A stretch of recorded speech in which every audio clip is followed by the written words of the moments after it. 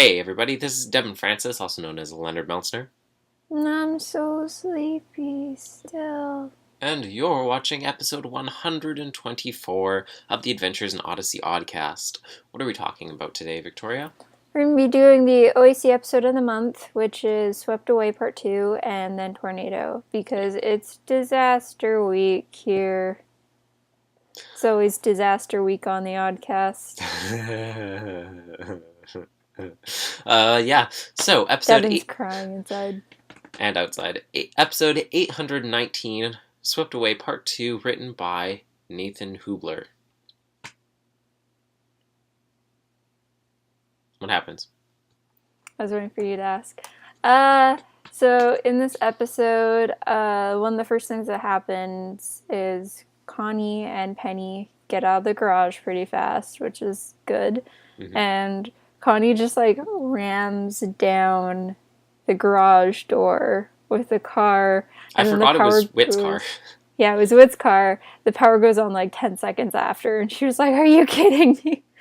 And then Whit and Wooten and the girls get out of there really quick, and Eugene goes underwater, and then he sees that the dam is being blocked and stuff by a car.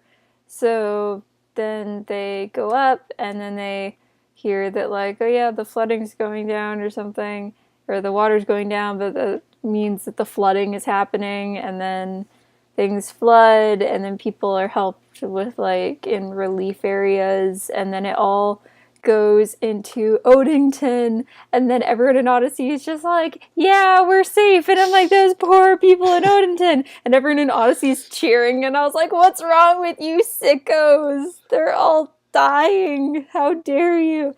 And fortunately lots of people in Odington evacuated before the flooding actually happened, but we finally get that clip that started off part 1 with Jeremy and Amanda. Was that her name or something like that? Maybe. His wife and their daughter. Kelsey.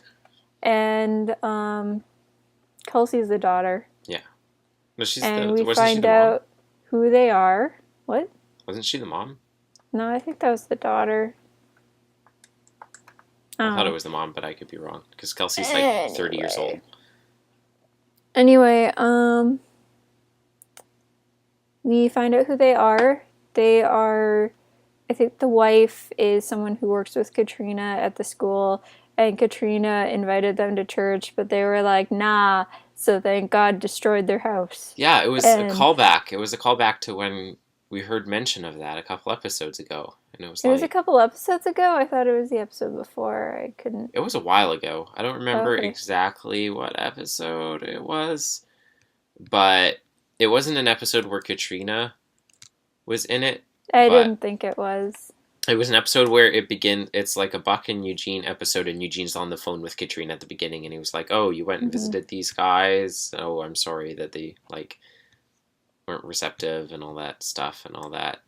And anyway, so then they're like, maybe we should go to church, because then our house won't be destroyed. And then they all cheered, and it ended. I think it was probably the beginning of Connie the Counselor.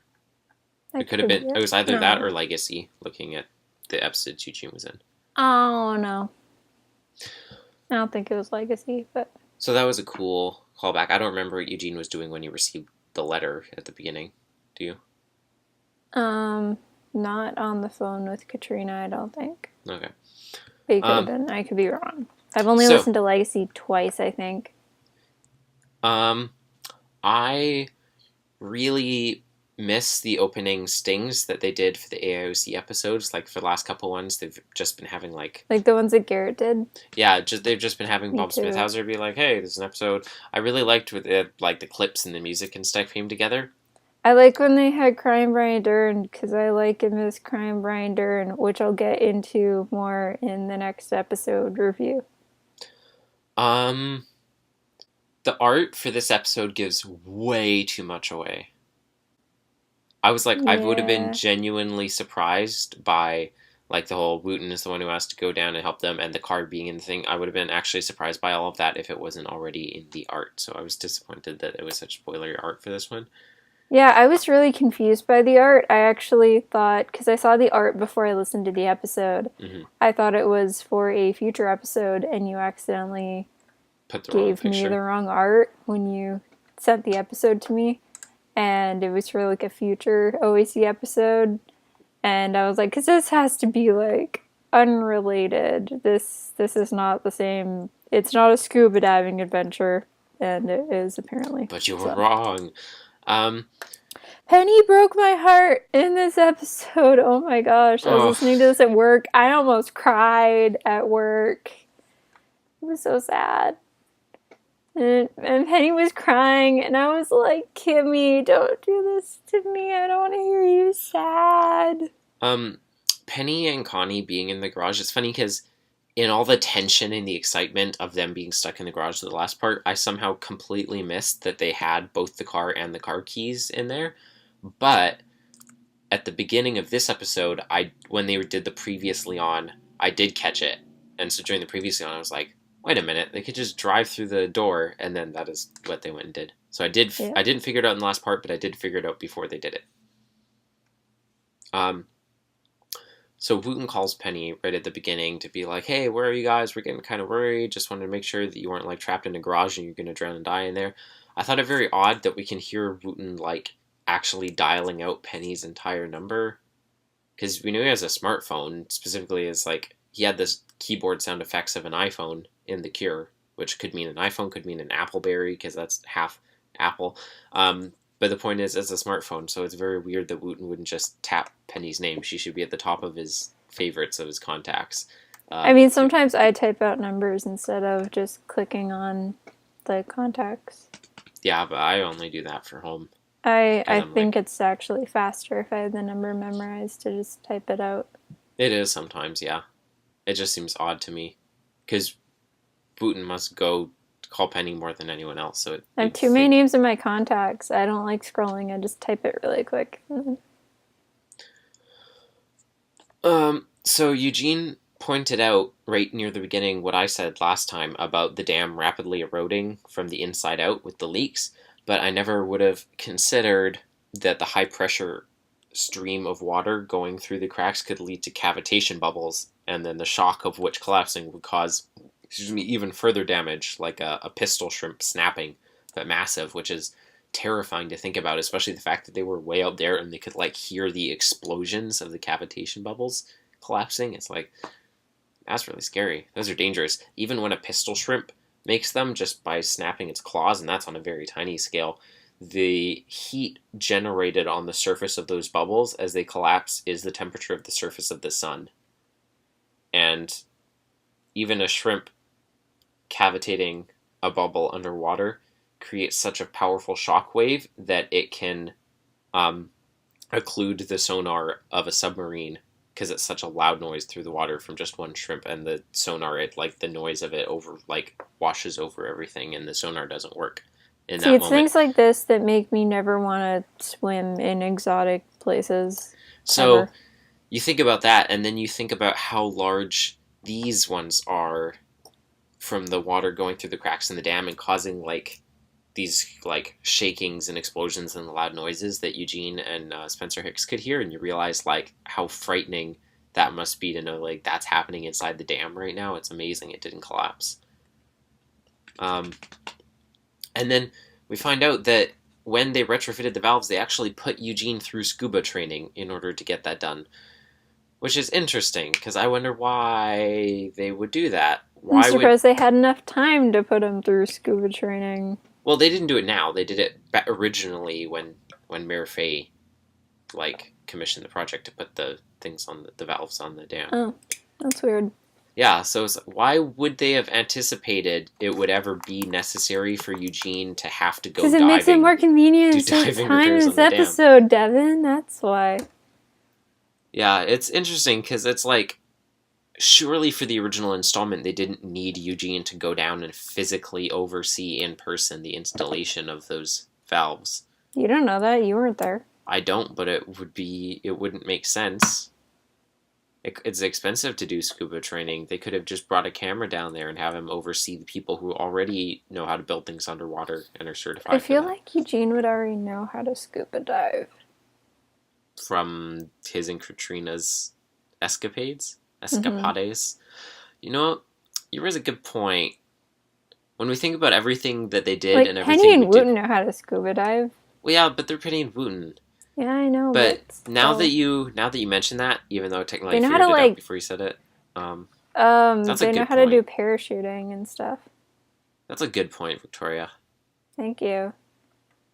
All right. I keep on raising all these good points that you don't think of. I'll accept that. That's my job. He did specifically say that it was from the retrofitting that he had to undergo that training. But if it was like, oh, I already know how to do the training, just get him gear from it, and we just need to do like a formal certification, that could make sense. It'd save time. I'll accept that headcanon.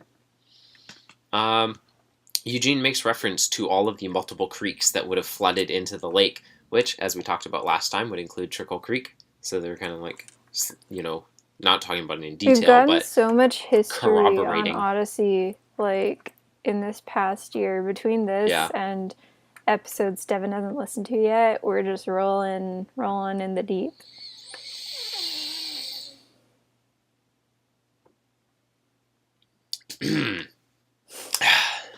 When they talked about the car and they're like, I wonder where this car came from that's jammed into the dam, I was like, could you imagine if they're like, hey, what's this car doing here? And they look it up, like the license plate, or look inside the car, and it turns out that the car had ended up in Trickle Lake because it had been disposed of after a crime, and then this set off a whole later investigation into that mystery after the flood stuff is rolled. Imagine like really if cool. It was somehow the Whisperer's car or something like that. It's Trickle Lake. Like someone we already know. Yeah.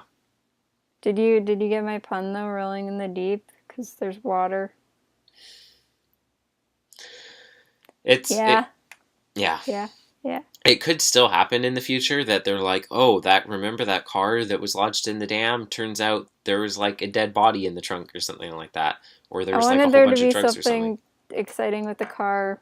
There was not. They didn't even get the car out in the end. I mean, obviously they did later on. I was like, I want there to be like the Declaration of Independence in that car, and there's a map on the back of it, and Nicolas Cage's skeleton covered in bees. That could also, and nothing exciting like that happened. Not the bees. They're in his eyes.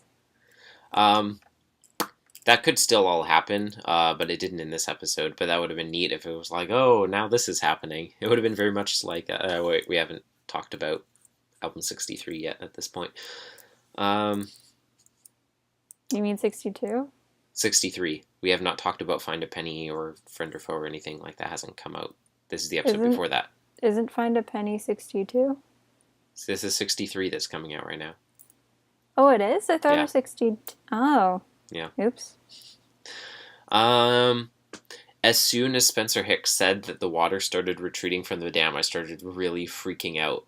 Even before Eugene did, because I'm like, if the water suddenly found a place to go and they didn't pull the car out of there, and it found a place to go fast enough to cause the levels to drop with the still same constant level of input coming into it, that cannot possibly be good, because it's found a place to go and it's going there really, really fast.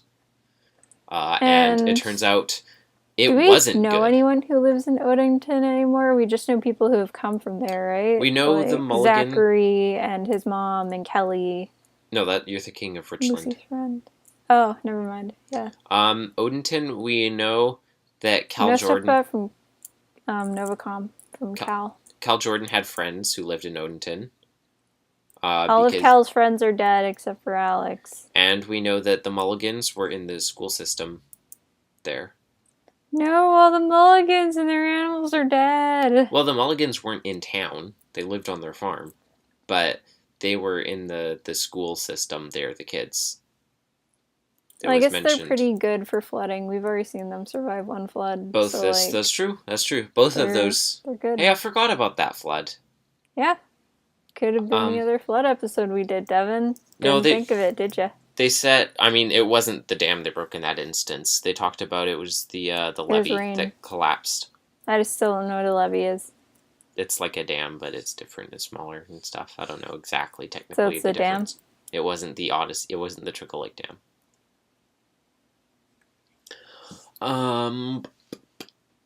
So I'll get back to the water dropping in a second. Yeah, like you said before, Penny being worried about Wooten losing his stuff in the flood after just finishing recovering from the fire was really sad and really sweet. It broke my heart. And I was like, I don't need this. I already have so many feelings about these two. It's really sad. She's like, he just lost everything, got it back, and he can't lose it all again. I was like, oh, Penny. So the water escaping in the lake, I was like, they tell us where the water is going, and I was like, no way. No way. Did you think it was Connellsville? No, but it's like, they're like, the water is escaping into the abandoned coal mine. And I was like, of course. The abandoned Odyssey coal mine from A Perfect Testimony that just like 3 months ago we mused over how weird it is that it's never come up before. They're just mentioning this for the first time now. And now in this episode, they're like, hey, all the water is draining out of the lake into the Odyssey coal mine. You know, the coal mine that's always been there. I was like, I cannot believe. They also said that it's on the north shore of the lake, and Connie said in A Perfect Testimony that it was just past Trickle Lake. I'd thought that the lake was roughly south of Odyssey from the very vague clues of cardinal directions. They give an accidental dilemma, but clearly that's not direct, so it must be more towards the east of Odyssey. You know what they keep on doing recently with episodes? Like, they keep on mentioning things 3 episodes before they happen, just to screw with us. So, like, the coal mine, and then Katrina's teacher friend, and Penny's scuba gear, and it's just like, what is this tomfoolery? It's like they planned the writing in advance. It's like it's being written and not just improv, like we know it as improv. Okay, so we have this whole huge plot twist about Odenton being destroyed, not Odyssey. I was really confused at what was going on, and I had to go back like 2-3 minutes. I didn't realize that the stuff at the beginning of the last one was a flash forward. Well, yeah, that too. That was also confusing. And I also thought those 2 people were the people who keep on being in Parker episodes. Yeah, that thought did cross my mind at first. Yeah. But I thought they were that until Eugene was like, oh yeah, they're Katrina's teacher, friend, and husband, and child, and I was like, oh, well, okay. So how long did you, as soon as they talked about Odenton, did you immediately realize, like, oh, they pulled a switcheroo on us, they misled us, or did it take you a while to figure out what was going on? Because I was confused. I was confused. It wasn't until they actually, like, cut back to the clip, and I was like, oh, this is an Odenton. Okay. Yeah, it was very confusing, because at first I was like, oh, you're just really teasing me by saying, everywhere we've highlighted on this map of the town, and I was like, this is stupid audio drama, won't let me see. Eugene's like, oh, yes, look at this, everyone look at this map of the town that I'm holding right here. And I was like, they can't show us sycamore streaks, they don't want us to know about the loops. Show the picture, Devin, show the loop picture. I did. So that happens, and then after the fact, I went back, and I'm like, I listened to Eugene talking about this. He's like, it's going to destroy the town, and here's the map, and it's showing all the highlighted areas, and then there's a news broadcast where they're showing, like, oh, here's Town Hall. I was like, that's why they said the city's most revered place of worship. They didn't say Odyssey Community Church, because the whole thing was talking about Odenton. They never actually said Odyssey. We just assumed Odyssey. Fun fact, there is no official map of Odyssey within Odyssey canon.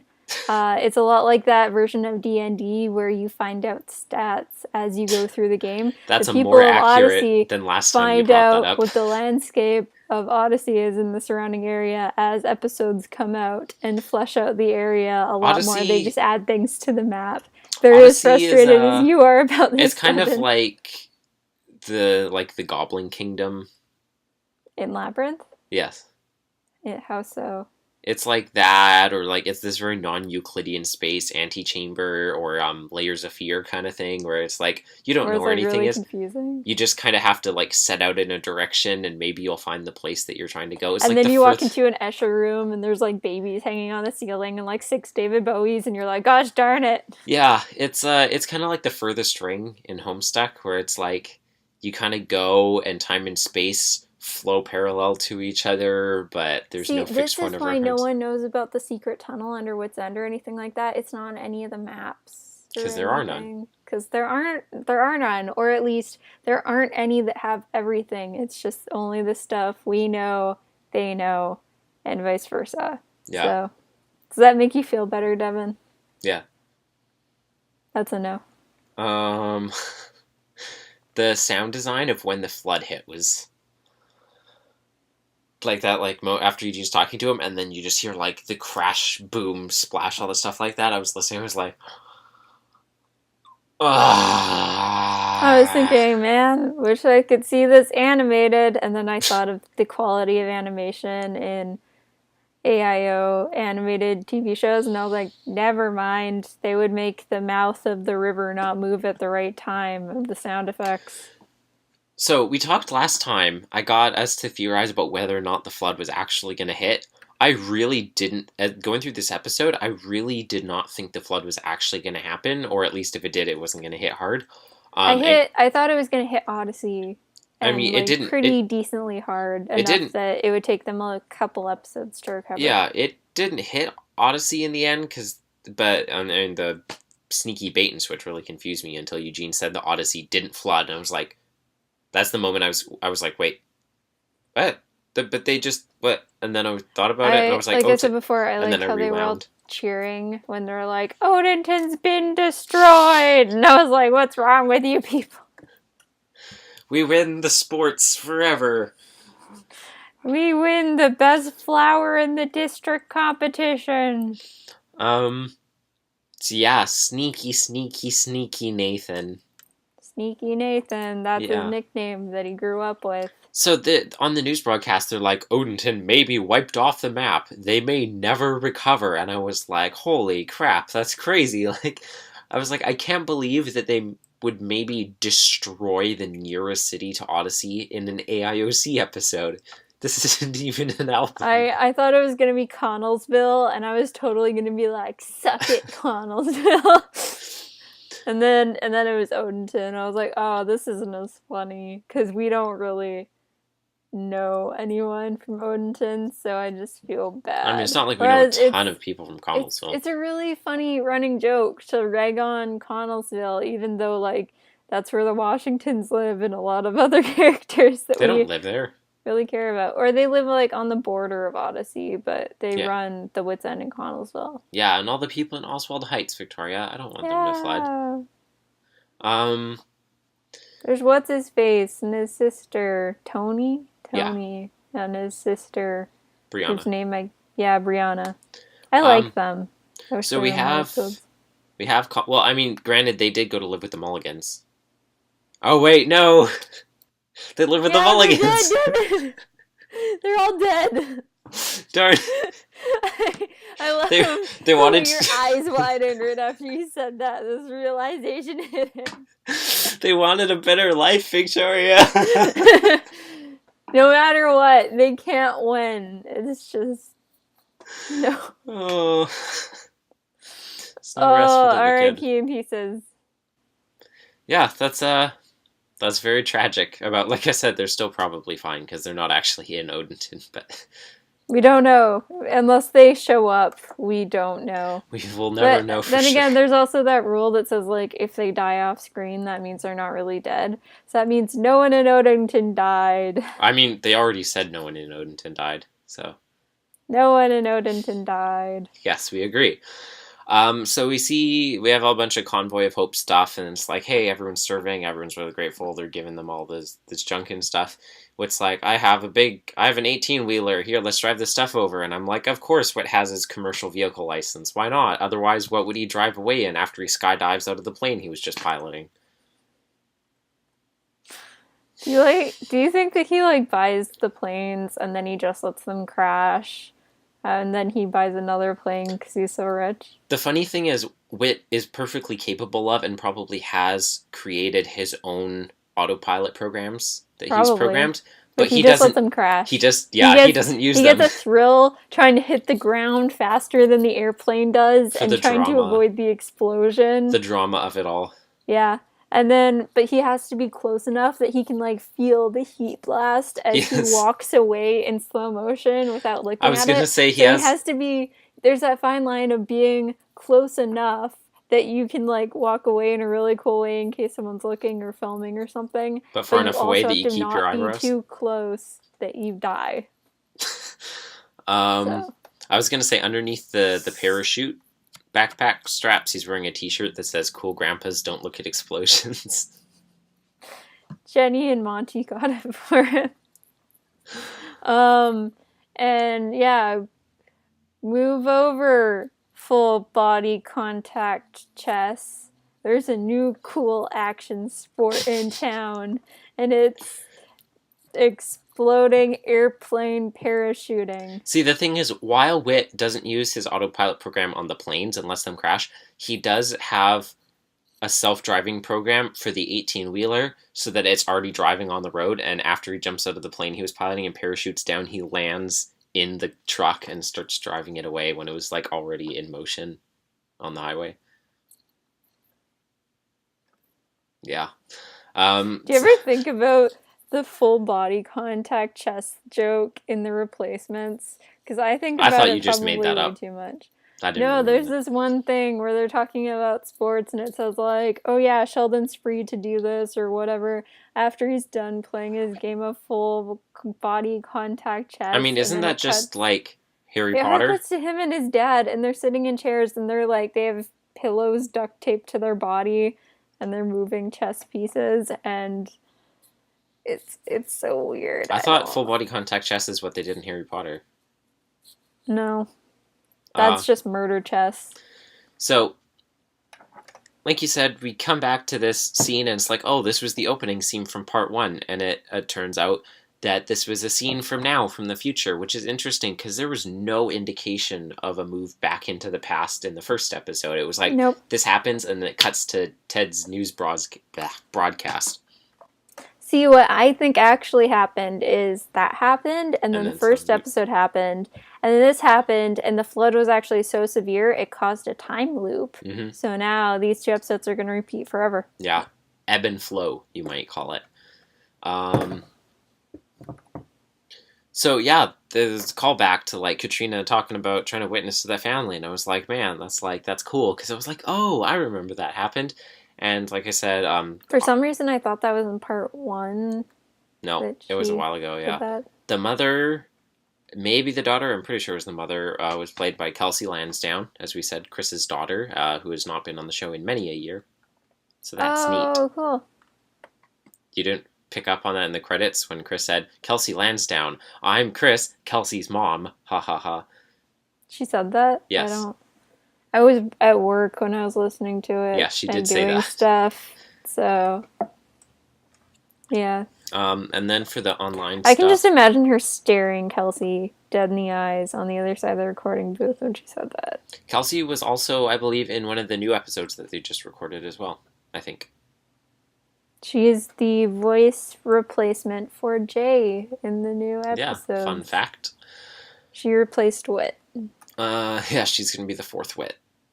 No, I meant Jay's voice actor. Oh, Whit. His name is Whit. But she can be the 4th Whit, too, if she wants. She can be both Jay and Whit, and then when they talk to each other, it'll just be like, no change in voice. I was thinking about the other day, I was thinking about Jodie Whittaker. How confusing that is. I was thinking about Jodie Whittaker as the 13th Doctor, and, like, the whole Whit's a Time Lord thing. I was like, could you imagine if, like, they had to get a new voice for Whit, and they just got, like... a female VA for Whit and never commented on it, never explained it at any point. I was like, that would be the best thing in my life. Yeah, I'd probably be okay with that. So in the video documentary, it's mostly Rudy Hare and his kids go whitewater rafting because water That theme. Sounds applicable. Water theme. And Bob sits on the side of the river and does the financial stuff for the AIOC while grumbling about not getting to go whitewater rafting. Sounds accurate. And then some dude talks about God using us in ways that we can't see, like Convoy of Hope, and we do stuff, and then God works stuff through it, and that's about it for Did the video. anyone from Convoy of Hope actually talk? I don't think so, but like the entire video last month was just like promotional stuff from Convoy of Hope. Okay. So this time they went on vacation with that leftover money, and that was the whitewater rafting thing. Yes. Okay, got it. So yeah, overall, this episode was great. We learned a whole bunch about like the history of Odyssey and the geography of Odyssey. We had, it's my turn to yawn. We had a whole bunch of like different plot lines going on. I thought Mrs. Kramer was going to play into this second part. Same. I kind of wish that came back a little bit. I know it kind of would have been copying Tornado, but it felt like it should have come back. In some way, at least. Whether or not it was similar to Bart's arc, it was like she was grumbling and then they gave her the car and sent her out of there, and then she wasn't in part 2 at all.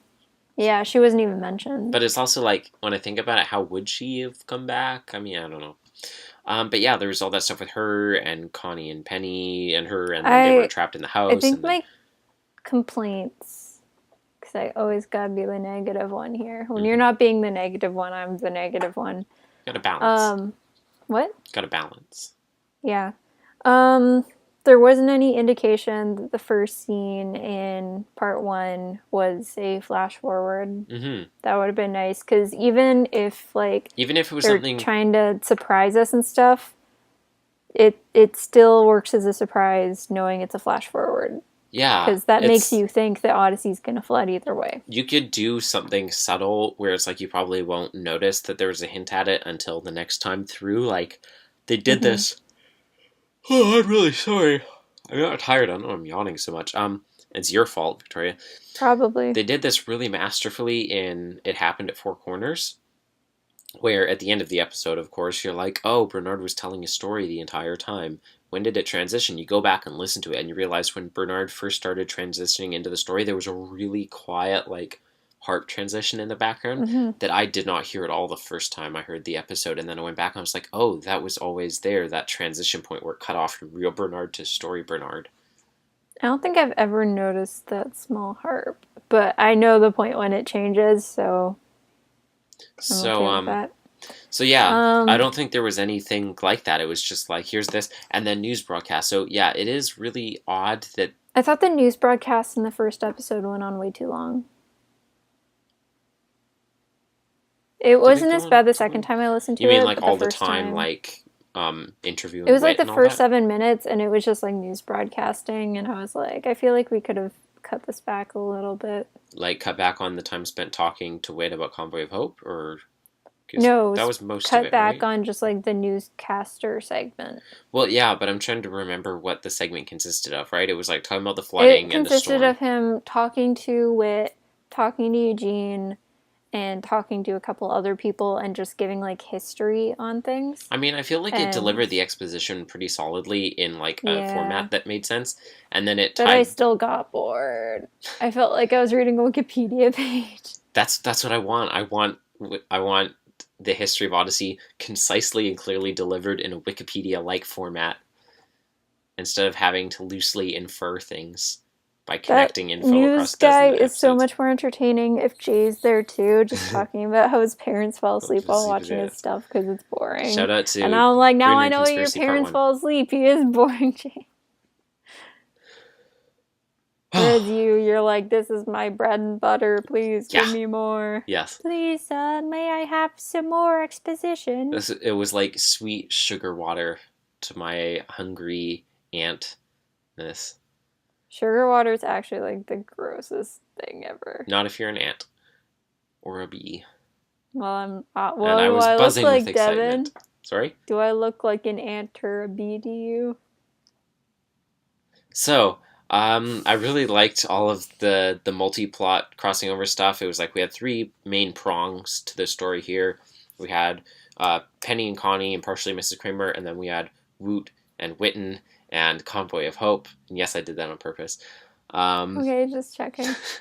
And then we had Eugene and Mayor Hicks and trying to fix the dam. And they did a really good job at tying this stuff together. There was that car thing. It would have been so much more interesting if they did something with the car. I wanted them to. And I thought you meant Penny and Connie. They didn't even take the car out. I mean, they probably did after the episode was done. Because they're like, we need construction equipment to get it. I was like, there's no way they can move the car. I mean... I honestly thought that when like they first saw the car, Eugene was gonna suggest that they all try and like get it out of there themselves just by pushing it, and I was gonna be like, no, and then they didn't. See, Victoria, what you do is you get inside the car, you turn it on, and then you put it in reverse and back out of the dam. It's not like they have the keys, Devin. Oh, you're right. Unless you suggest they try and hotwire it underwater, I don't think that's you're a right, very Victoria. good idea. If only they'd had the keys, that would have fixed everything. Shut up. We'll just sit in the driver's seat in my scuba gear with the keys, start this car underwater that's covered in algae, and the car that's floating in the water wedged into the dam will reverse out of the hole.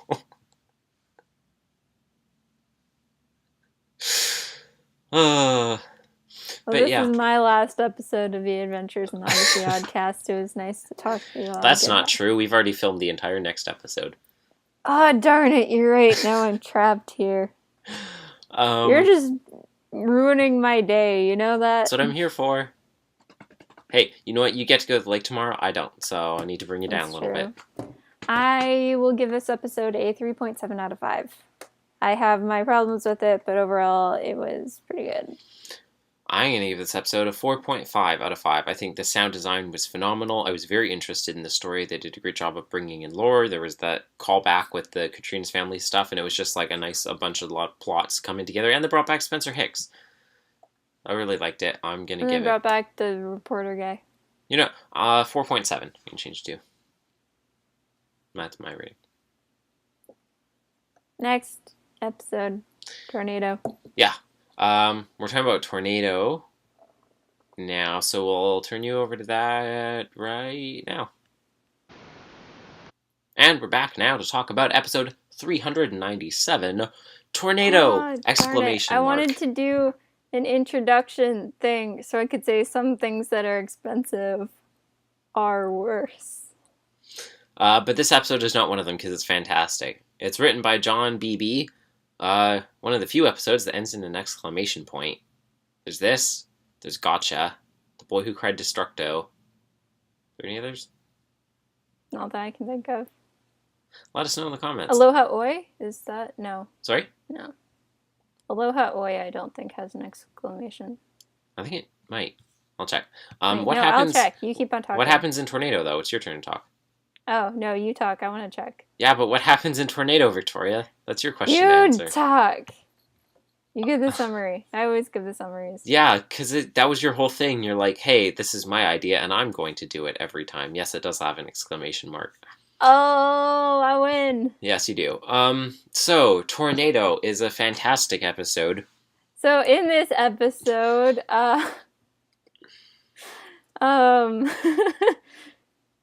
don't step on my turf, Devin. In this episode, several tornadoes actually hit Odyssey. The first, about half of the episode, is just the town getting ready for the tornadoes, and Bart kind of skyrockets all the prices at the Electric Palace. For like $5 flashlights, he charges $35. And then he gets like over $2,000 in about an hour before the tornado hits.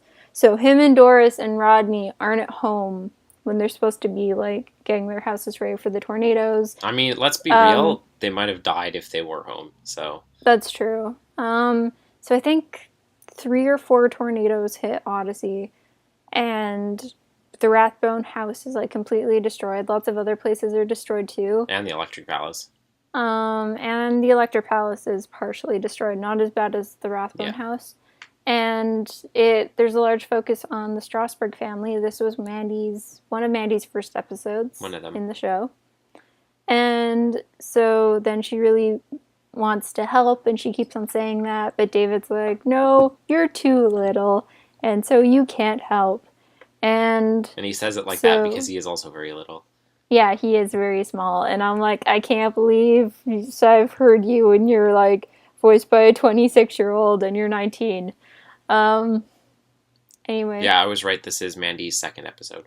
Yeah, that's what I thought. Which is, it's confusing for some people because if you listen through the albums themselves, Tornado appears first in this album with Mandy, and then When in Doubt Pray comes later in the album. But in actual... Wait, doesn't that have an exclamation mark too? It does.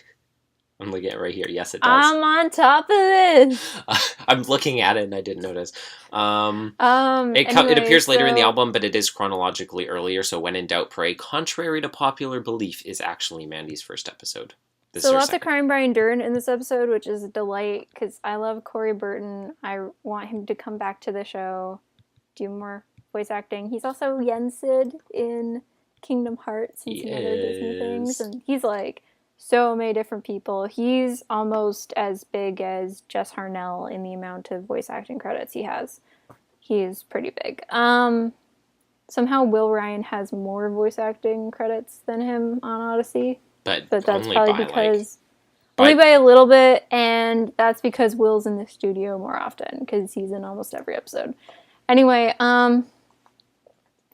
so the Rathbones try and go to, like, the relief places and get, like, help and stuff, but since they kind of scammed everyone in the past, and especially right before the tornado thing, nobody really wants them there, so they're really mean to them, and then Mandy, like, is such a sweetheart. She, like, gives them all her money, and she sells her doll to Jack at the antique shop, and then she uses that money, and then she gives it to Bart, and it, like, makes you cry. And then they get more money and more help from other people, like Whit and stuff, after they hear what Mandy did. And then Bart uses the leftover money to buy the doll back for Mandy, and it makes you cry even more. And it has a scene at the end. Bart never told anyone that he bought the doll back for Mandy, and it's just the most amazing thing. And, like, Doris asks him about it. At the end of the month, she, like, finds the credit card receipt for the doll, and she's like, did you go to J&J's? And then he's like, oh no, that must be tax fraud, I don't know. Which is a bad answer, because surely they're the type of people, if they saw a fraudulent charge on their card, they would call it up and have it stricken. I never really got. I was thinking, like, that's not a good excuse. Thank you. You should have just said, like, it was work related. They had antique pork rinds or something. Sorry, I ate them all. I didn't share any with you. And then Doris would divorce him, of course, so maybe that wouldn't be the best route. I had food poisoning for 10 days, but it was totally worth it. And, so yeah, this episode just, like, hits you right in the heart with a sledgehammer of feels. And it's a really good episode. Yeah. And I really, really love how this kind of, not, like, directly, they never make a verbal comparison or anything, but very heavily it calls back to, what's the name of that episode? The one in album 2. Stormy Weather. Yeah, Stormy Weather. So, like, in that one, Connie was in Whit's End, and then, like, the window was broken and stuff during a tornado, and then she, like, freaked out, and she was like, I want to go back home, I don't want to be here, and she had, like, trouble dealing with it, and Whit got injured and stuff.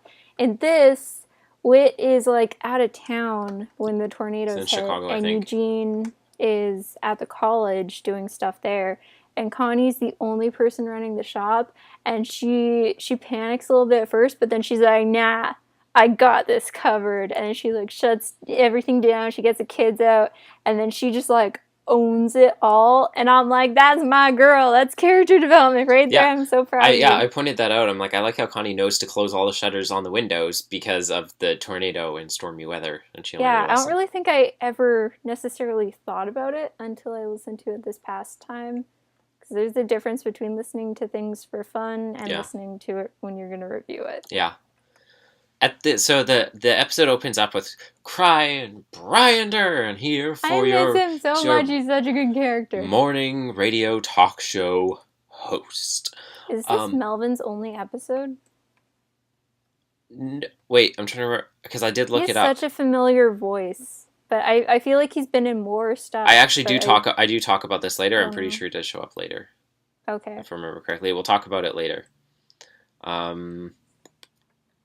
Yes, he does show up later.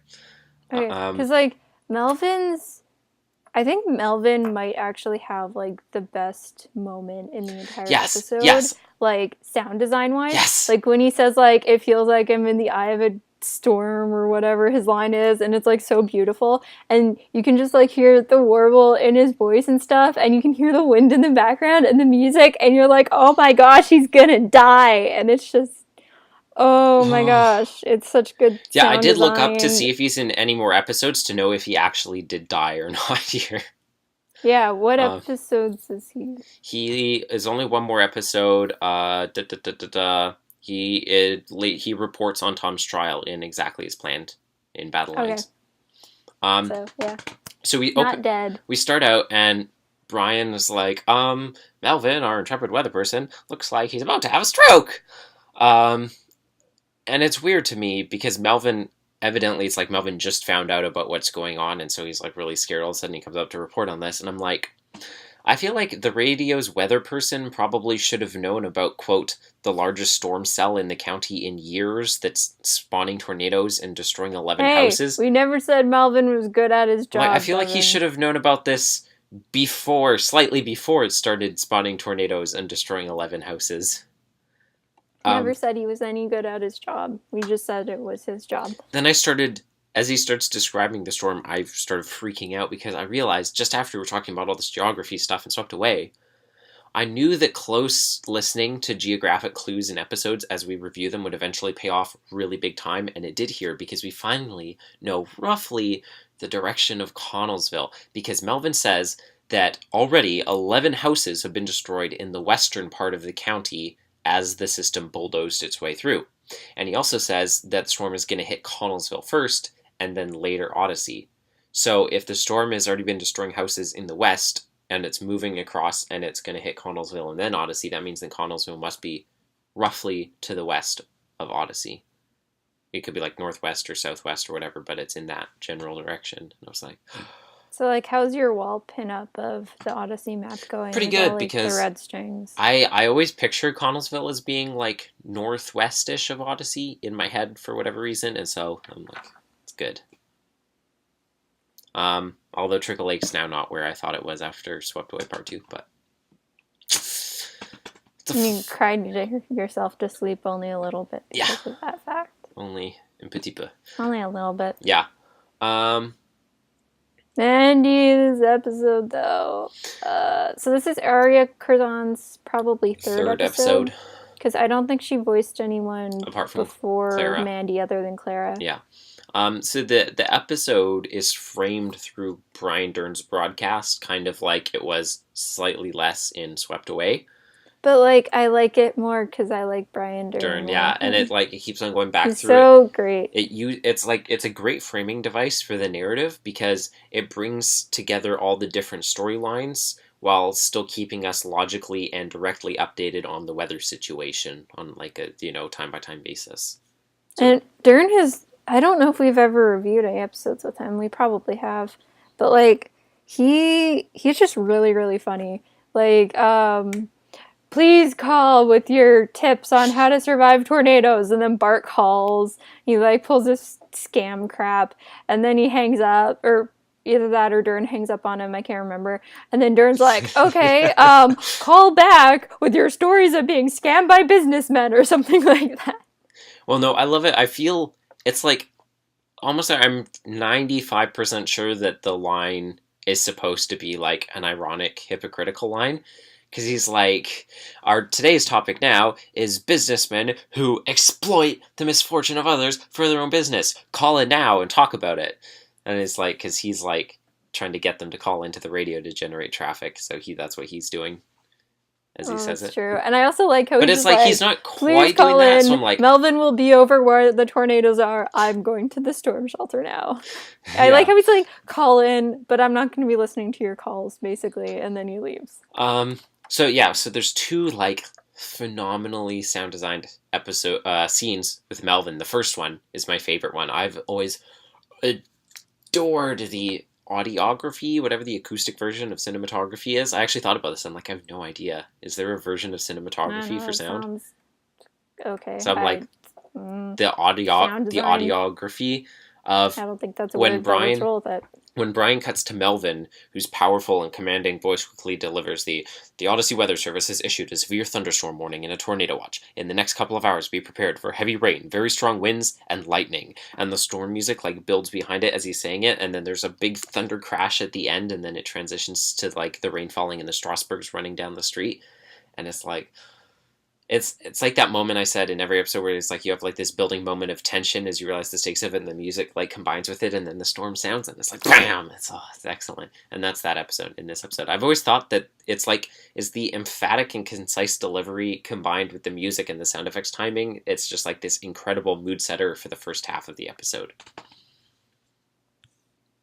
I don't know why, but I thought of some other people who live on the same street as the Strasburgs and the Rathbones would be that lady who's voiced by Chris and buds with Wooten, but I can't remember her Randolph. name. Yeah, Mrs. Well, she lived beside the Washingtons before they moved to Sycamore. Oh, okay. So she would be away from the Rathbone house. Yeah. That's good. We gotta protect her. Protect Mrs. Randolph. Protect Mrs. Randolph, 20K17. So yeah, Mandy in this episode, like you said, is the most incredible thing that's ever happened. Her selflessness in this episode is higher tier than basically anything else ever on this entire show. Just about. Like.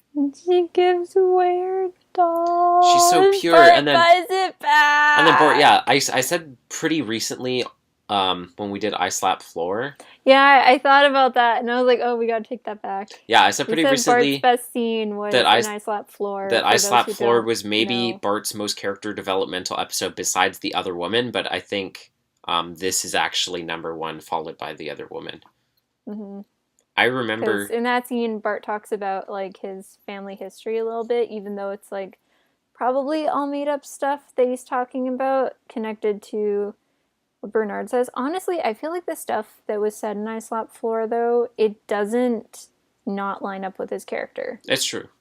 So I feel like lots of that stuff, if not all true, has at least a lot of truth put into it. Yeah. Because the way Bernard, we already talked about this in I Slap Floor, so I'm not going to delve into it for a long time. But the way that Bernard, like, tricked Mandy and David in that episode is by having, like, so much truth intermingled with all the, like... Okay, he had facts, but he was manipulating the factors. Does that make sense? Yeah, it's just I wouldn't look at I Slap Floor and think, like, it's believable because he put so much truth into it. No, what I mean is he has things that are true in it, like the first mention of Eugene working at Campbell College and all this other stuff that could plausibly happen, mixed with all these factors that are just completely insane. Yeah. So I feel like parts of the backstory given for Bart in that aren't necessarily false. So, like you said, we have the other scene where Melvin is on site at the tornado in Connellsville. It's the best scene. It's always, like, it's terrifying because he's like, the tornado's right here, and then, like, the storm sound picks up, and then it just cuts out. And Brian's like, oh, Melvin? Melvin? He's like, Melvin's, that was Melvin Stewart coming to us live, I hope, from Connellsville. Every time I hear that, I cringe, and I'm like, oh my god. It really reminds me of the scene in The Day After Tomorrow, which was also like that movie. Also tornadoes. It's like a reporter standing on the street with all the tornadoes in the background in LA, and a billboard like flies off and just like swoops across the street and just swipes her out of the, and it's just like, and there's nothing, dead. And I'm like, literally the only proof that we have that Melvin did not die in that moment is that he later shows up for Tom's trial in exactly as planned. Unless he's an imposter and the studio didn't want to get sued. It's like Camp stuff, how they had to cover up Jasper's death. Yeah. Another deeply chilling scene is when Dern says a tornado's been spotted on the horizon, and then the radio just cuts to static, and then you hear, like, way in the and they're distance in the the storm tornado, cellar at the Strasbourg the house. sirens start sounding in the distance, and the wind's howling. It's like, ugh, it gives you chills. I think this is the first episode that we found out that lots of people in Odyssey have storm shelters, or at least places. Well, they're in their basement. Yeah, or places, if not storm shelters, then places that they are used to hiding from tornadoes. Yeah, I mean, we do know that, like, Odyssey is prone to tornadoes. Yeah, where is it again? Ohio? Yeah, is Ohio in Is that Tornado close Alley? to Oklahoma? Or no? I mean Kansas. It's in. Let me see. Is Ohio in Tornado Alley? We know so much about geography. Yeah. Generally, a Tornado Alley map starts in central Texas and goes north through Oklahoma, central Kansas, and Nebraska, eastern South Dakota, sometimes doglegging east through Iowa, Missouri, Illinois, and Indiana to western Ohio. Okay. So, yeah, Yes. we don't get tornadoes where we live, which is really good. We also don't get earthquakes or anything. Well, there was that earthquake, right? A couple weeks ago. You guys felt the aftershock of that one that was in Montana. I don't remember that. Lots of people in Castlegar felt it, apparently. Oh, I guess I wasn't one of those people. Yeah, not everyone did. But there is a fault line going through Castlegar. But otherwise, it's like we live in the mountains. We're safe from floods and tornadoes. It's like a really small one, though. It doesn't really affect anything. Every time I go to California, I'm like, I wonder if there's going to be an earthquake. Yeah, I've never felt an earthquake before. I haven't either. So, yeah, like I said before, the Rathbones, it's like, oh man, the Rathbones should have been home and not, like, making money in the store. It's like, yeah, but also they might have died if, like, a tree went through Rodney's room. And we all know from prequels of Love that a tornado warning means Bart's going to seek shelter upstairs. So, which is another episode where there was a tornado warning in Odyssey, prequels of Love. Yeah, and the Electric Palace fared off a lot better. Yeah, it did. But yeah, Bart's like, I don't even think it was damaged at all. Not that we know. They didn't really report any damages in Odyssey. We don't know if a tornado actually touched down. It was just a warning. Oh, okay. So, yeah, talking about the theme of the episode, I think this episode is one of the best in the entire show of AIO for demonstrating unconditional love for someone who thoroughly does not deserve it.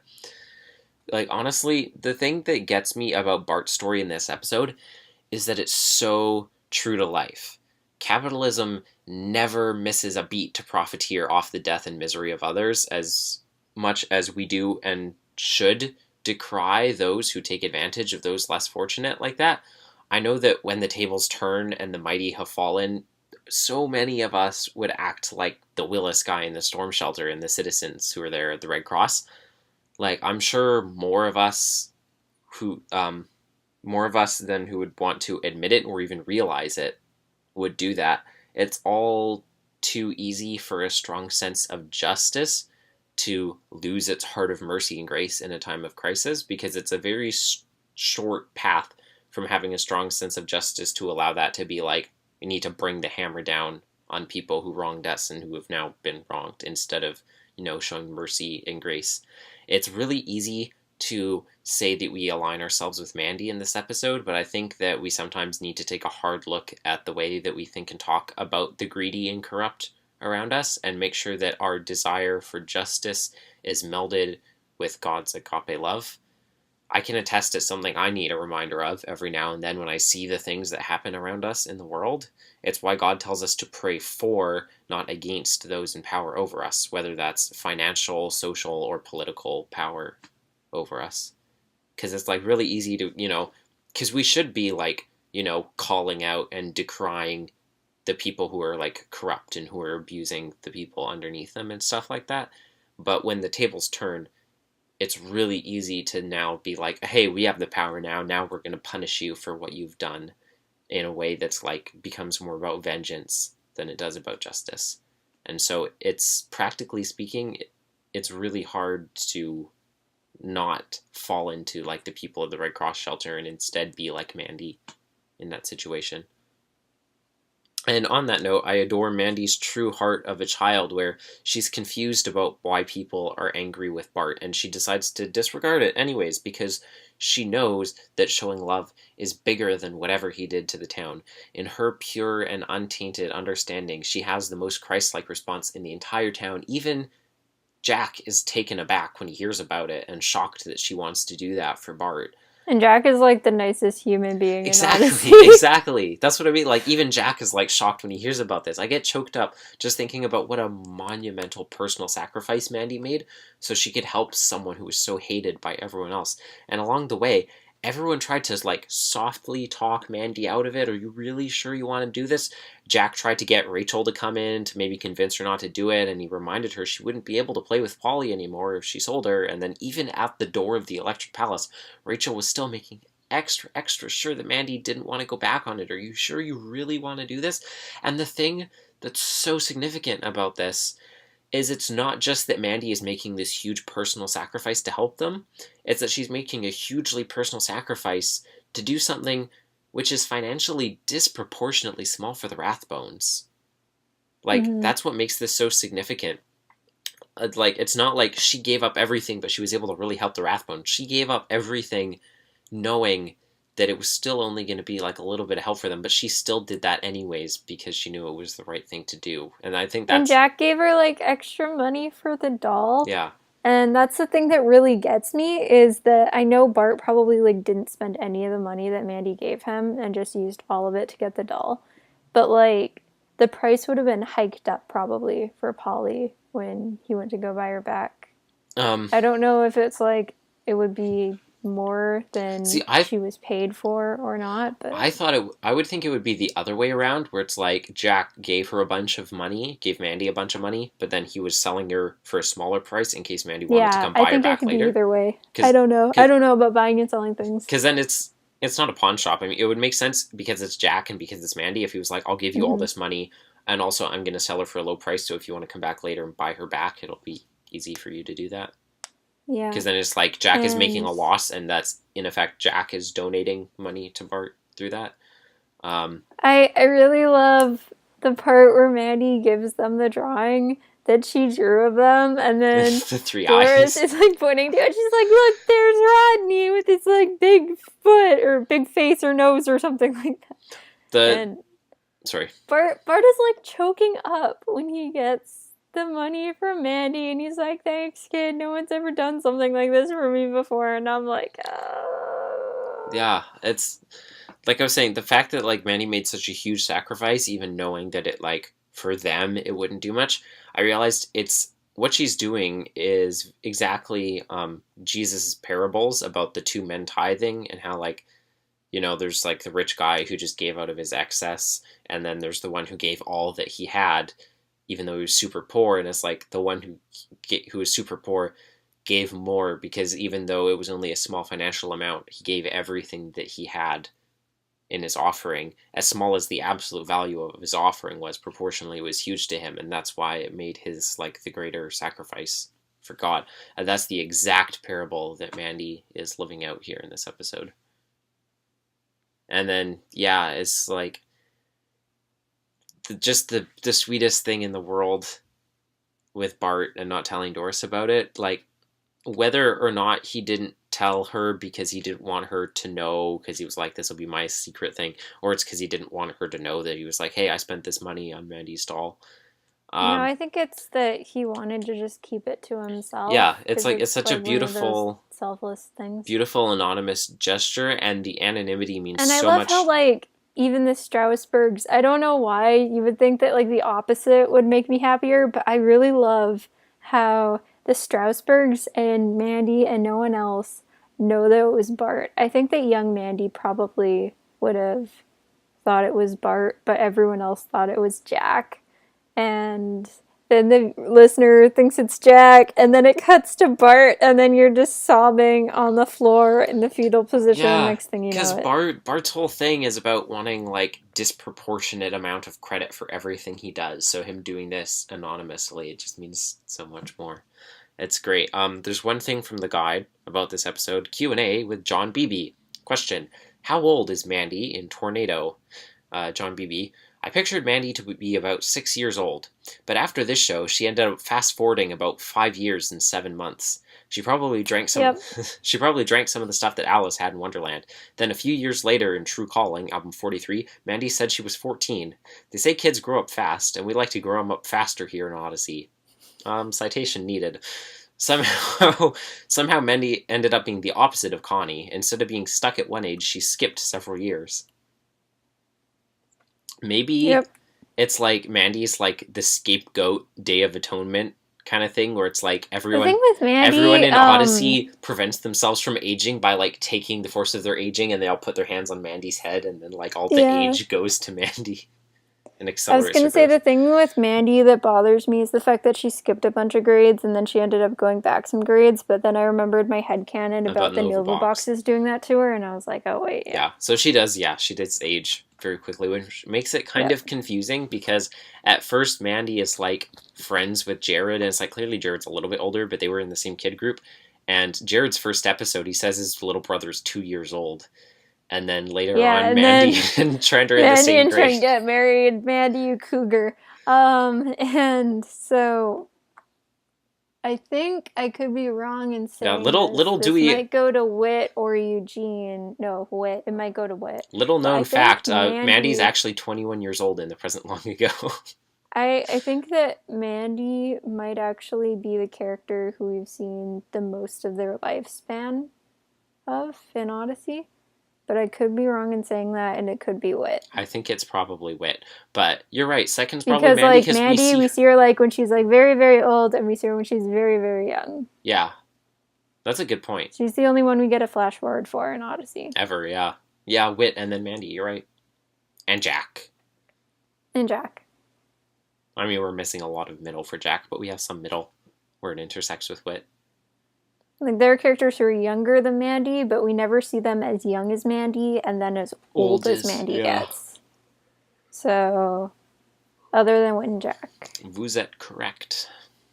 But even, like, did you say she's 6 in Tornado? That's what he said. I pictured Mandy to be about 6 years old. So I feel like we've never seen, like, 6-year-old Whit or Tom, or Jack, I mean. But not Jack, at least. Maybe Whit. I guess we did see that thing with him and his mom in Journal of John Avery Whittaker. That was... And he might have been younger than 6 in that. I'm trying to remember. I'll check the thing, because I think we did know his age, because we knew when it happened relative to the episode. I'll check my I'm pretty sure we've seen Mandy the youngest and then the oldest in the show. And she beats out Whit for that. Mandy's the Time Lord. She's the real Jodie Whittaker. She's Jenny. She can be Jenny.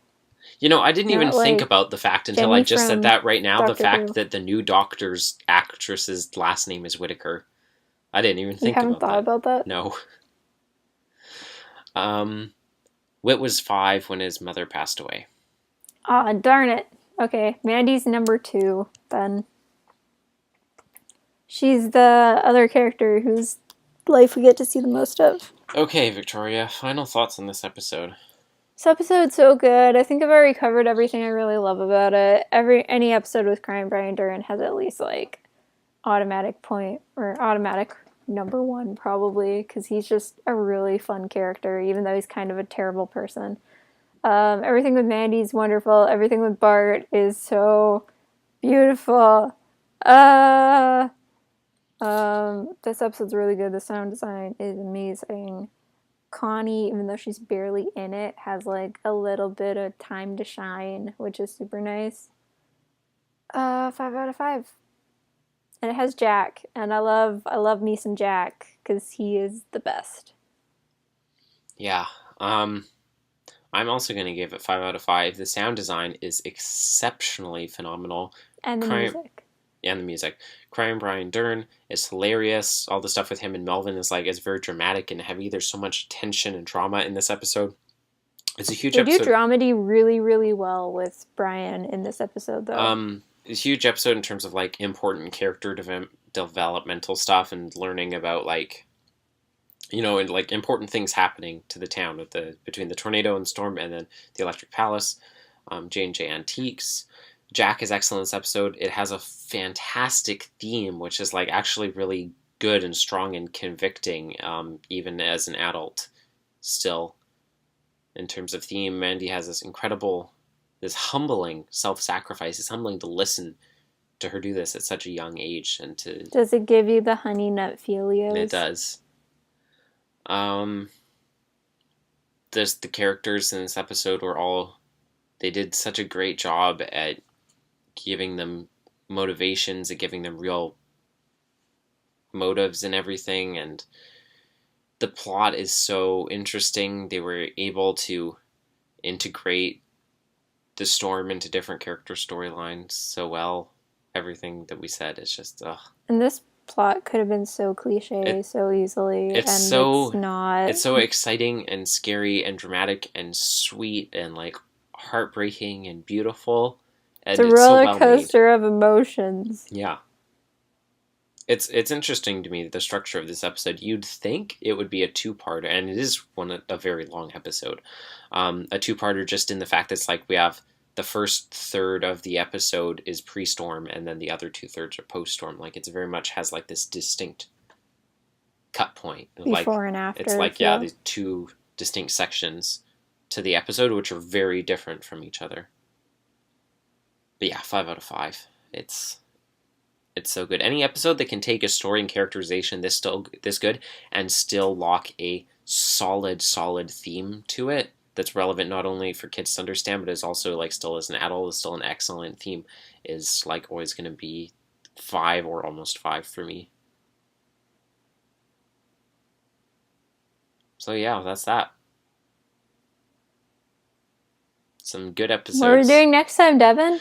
We are finally starting album 63 up in the air. Whoa! So the time the episodes come out no longer up in the air. So, the next episode is going to be us talking about the season premiere for that, which is Find a Penny Parts 1 and 2. Is it bad? Is it good? What's going to happen in it? If you watch our predictions, you probably already kind of know what's going to happen. Also, you've surely already listened to them. But yeah. Stop yawning. Is it going to be good? You've yawned more than me, Devin. What are we going to think? You were yawned like 5 times in the 2 minutes before we started recording. Yeah, but it wasn't filmed, so there's no proof. Yeah, you pinned it on me, and then you jumped out of the non-video recording state of existence. That's what we're doing next time. And that's what's going to happen. Yeah. Okay. So, until then, thank you for joining us on our side of the YouTube. I've been Devin Francis, also known as Leonard Meltzner. And sometimes things that are expensive are worse. And you've been watching The Adventures in Odyssey Oddcast.